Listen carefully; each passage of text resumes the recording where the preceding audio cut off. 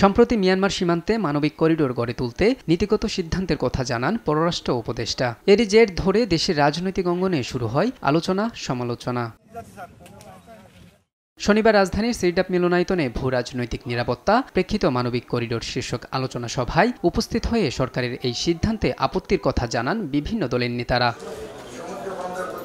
এ সময় মিয়ানমারের রাখাইনে মানবিক করিডোর গড়ে তোলার বিষয়ে অন্তর্বর্তী সরকারের লুকোচুরি মনোভাব নিয়ে প্রশ্ন তুলে বিএনপির স্থায়ী কমিটির সদস্য আমির খসরু মাহমুদ চৌধুরী বলেন, করিডোরের বিষয়ে সিদ্ধান্ত নেয়ার এখতিয়ার অন্তর্বর্তী সরকারের নেই। আজকে দেশের যে সংকটের মধ্যে আমরা আছি, এর মধ্যে একটা গোপনীয়তার মাধ্যমে এরকম একটি সিদ্ধান্ত নীতিগতভাবে যখন নেওয়া হয়, সাধারণত প্রশ্ন উঠবে এর মধ্যে গোপনীয়তা কি আছে।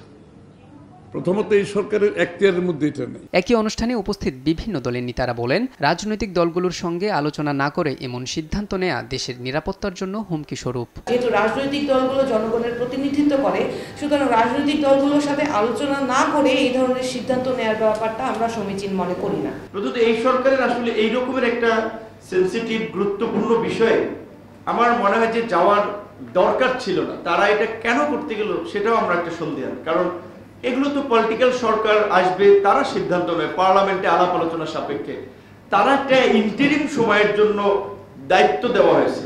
পরে দেশের অভ্যন্তরীণ সংকট ও প্রশাসনিক বিশৃঙ্খলা নিয়ন্ত্রণে ডিসেম্বরের মধ্যে নির্বাচনের দাবিও জানান তারা। মোহাম্মদ আলাউদ্দিন, দেশ টিভি, ঢাকা।